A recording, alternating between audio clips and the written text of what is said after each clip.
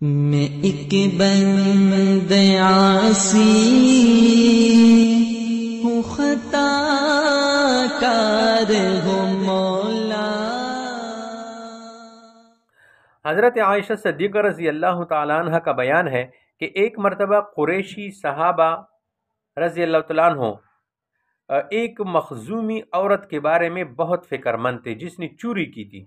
اور لوگوں سے عاریتاً سامان لے کر مکر بھی جاتی تھی، اور نبی علیہ السلام نے اس کا ہاتھ کاٹنے کا حکم دیا تھا۔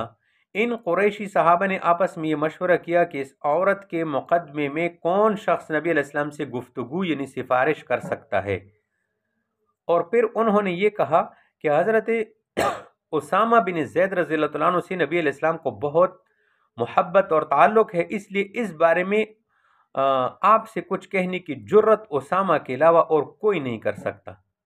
چنانچہ ان سب نے حضرت اسامہ کو اس پر تیار کیا کہ وہ اس عورت کے بارے میں نبی علیہ السلام سے گفتگو کرے۔ اسامہ رضی اللہ تعالیٰ عنہ نے ان لوگوں کے کہنے پر نبی علیہ السلام سے گفتگو کی۔ رسول کریم صلی اللہ علیہ وسلم نے ان کی بات سن کر فرمایا کہ تم اللہ کی حدود میں سے ایک حد کے بارے میں سفارش کرتے ہو،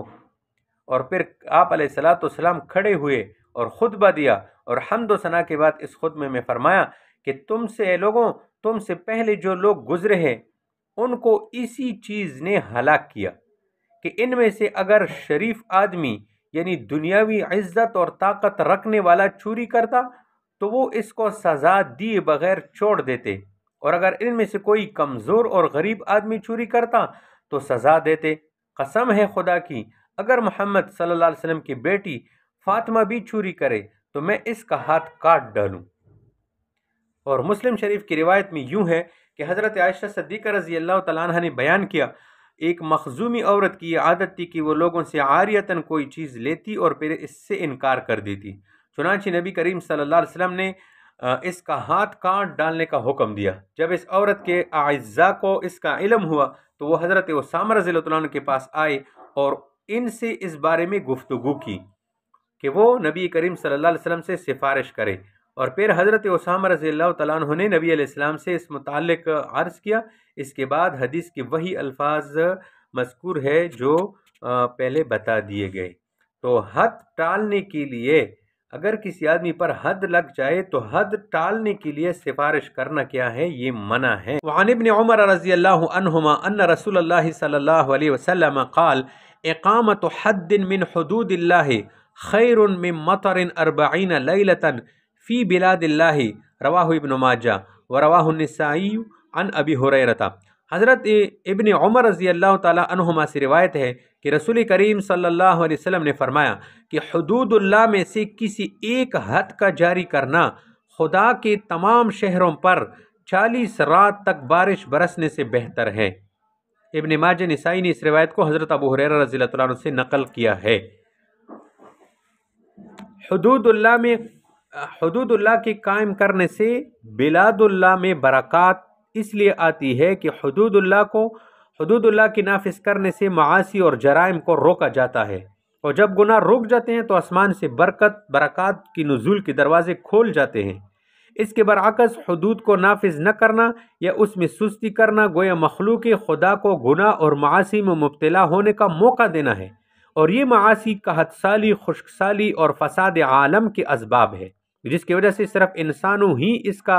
انسان ہی صرف اس کا شکار نہیں ہوتا بلکہ غیر انسان درندے، پرندے، چرندے اور چھوٹے چھوٹے جانور بھی اس کا شکار بنتے ہیں اور سب تباہ و برباد ہو جاتے ہیں۔ چنانچہ منقول ہے کہ حباری ایک پرندہ ہے،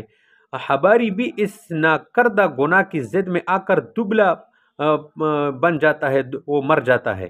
حباری پرندہ، اس کے بارے میں یہ بات ہے کہ وہ رزق اور پانی کی تلاش کرنے میں اپنی نظیر آپ ہے، دور دور تک جا کر دانہ پانی تلاش کر کے لاتا ہے۔ جب وہ مر جاتا ہے تو دیگر پرندوں کا کیا حال ہوگا؟ تو حد جاری کرنے کے بہت زیادہ فوائد ہیں۔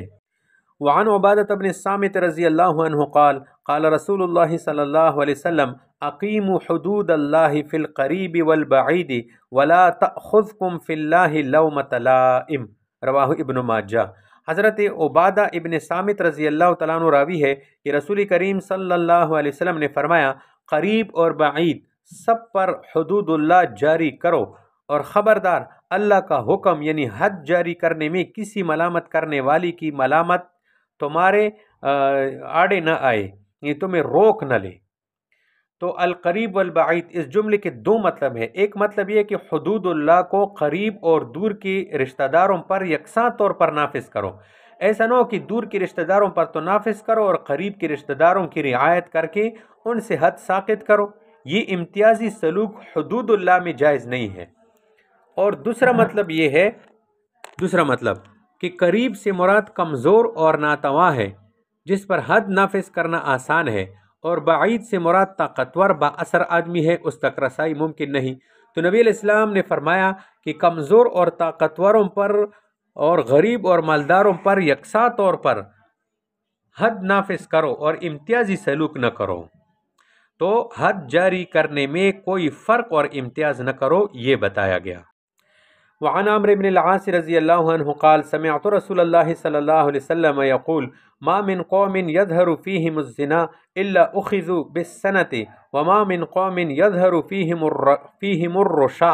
الا اخذوا بالرعب، رواہ احمد۔ حضرت عمرو بن العاص رضی اللہ تعالیٰ عنہ کہتے ہیں کہ میں نے رسول کریم صلی اللہ علیہ وسلم کو یہ فرماتے ہوئی سنا کہ جس قوم میں بدکاری زنا کی کثرت ہو جاتی ہے اس کو قحط اپنے لپیٹ میں لے لیتا ہے، اور جس قوم میں رشوت کی وبا عام ہو جاتی ہے اس پر رعب اور خوف مسلط کر دیا جاتا ہے۔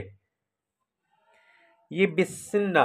سین اور نون دونوں پر زبر ہے، بسنہ خشک سالی اور قحط کو کہتے ہیں۔ علامہ طیبی رحمۃ اللہ علیہ فرماتے ہیں کہ بدکاری کی وجہ سے قحط مسلط ہو جانے کی حکمت شاید یہ ہے کہ بدکاری نسل کی تباہی کا ذریعہ ہے اور قحط جو ہے فصل کی تباہی کا ذریعہ ہے، تو دونوں میں فساد اور تباہی کی مماثلت ہے۔ تو زنا قحط لانے کا ذریعہ بن گیا، یہ گناہ نسل کی تباہی کا ذریعہ بنا ہے، اور اس کے اثر سے قحط آتا ہے جس سے فصل کی تباہی ہوتی ہے۔ الرشا الرشا دونوں قسم کا ہے۔ رشا اصل میں اس رسی کو کہتے ہیں جس کی مدد سے کنویں سے پانی کھینچا جاتا ہے، کیونکہ رشوت بھی ناجائز مال کو کھینچنے کا ذریعہ ہے، اس لیے اس کو رشا کہہ دیا، یا یہ رشوت کی جمع ہے۔ بالرعب یعنی رشوت کی کثرت سے قوم اور ملک اپنوں سے بھی مرعوب ہو جاتا ہے اور دشمنوں سے بھی مرعوب رہتا ہے۔ اس کی وجہ یہ ہے کہ جب رشوت کے لینے دینے کی وجہ سے قوم کی جرت اور ہمت چوروں کی طرح پست ہو جاتی ہے اور قوم کا ضمیر مر جاتا ہے اور ایمانداری اور سچائی کا جذبہ ختم ہو جاتا ہے، تو دشمن کے مقابلے میں اب ان رشوت خوروں سے تمام انسانی صفات اور عظمتوں اور عزتوں کے سارے تصورات ختم ہو جاتے ہیں۔ حاکم اور محکوم دونوں دشمن سے مرغوب رہتے ہیں۔ اب ان کا ضمیر برتری کا احساس نہیں دلاتا بلکہ کم تری کا احساس دلاتا ہے، اور یہی رعب ہے، اور اپنوں کا خوف اس لیے چھا جاتا ہے کہ یہ رشوت خور جب اپنا فرض منصبی پورا نہیں کرتا تو یہ ہر ایک سے ڈرتا ہے، لہٰذا یہ کسی جج کے حکم نافذ اور جاری کرنے سے ہر وقت خوف کھاتا ہے کہ مبادہ جن سے رشوت لی ہے وہ گلے نہ پڑ جائے۔ اسی طرح مجموعی حیثیت سے قوم بزدل بن جاتی ہے۔ تو بدکاری اور رشوت کی کثرت کا قوم پر وبال آتا ہے۔ وعن عمرو بن شعیب عن ابیہ عن جدہ عبداللہ بن عمرو بن العاص رضی اللہ عنہ ان رسول اللہ صلی اللہ علیہ وسلم قال تعافوا الحدود فيما بينكم فما بلغني من حد فقد وجب، رواہ ابو داود والنسائی۔ حضرت عمر بن شعیب اپنے والد سے اور وہ اپنے دادا حضرت عبداللہ بن عمر بن العاص رضی اللہ تعالیٰ عنہ سے روایت کرتے ہیں کہ رسول کریم صلی اللہ علیہ وسلم نے فرمایا تم آپس میں اپنی حدود کو معاف اور محو کر دیا کرو اس سے پہلے کہ ان کی خبر مجھ تک پہنچے۔ ہاں اگر جرم کی اطلاع مجھ تک پہنچ جائے گی اور وہ ثابت ہو جائے گا تو پھر اس پر حد جاری کرنا واجب یعنی فرض ہو جائے گا۔ یہ خطاب حقیقت میں عوام کو ہے کہ جب تم آپس میں کسی کو کسی جرم کا مرتکب پاؤ تو آپس میں رفع دفع کر کے فیصلہ کیا کرو، ہم تک بات نہ پہنچاؤ، کیونکہ حد جب محکمہ عدالت میں پہنچ جاتی ہے تو اس کے رفع دفع کرنے کا کسی کو حق حاصل نہیں ہے۔ اس حدیث میں معاف کرنے کا جو حکم دیا گیا ہے یہ بطور وجوب نہیں بلکہ بطور استحباب ہے۔ تو اس حدیث سے کیا ثابت ہوا؟ کسی حاکم کو حد معاف کرنے کا اختیار نہیں ہے۔ ان اللہ وملائکتہ یصلون علی النبی یا ایھا الذین آمنوا صلوا علیہ وسلموا تسلیما۔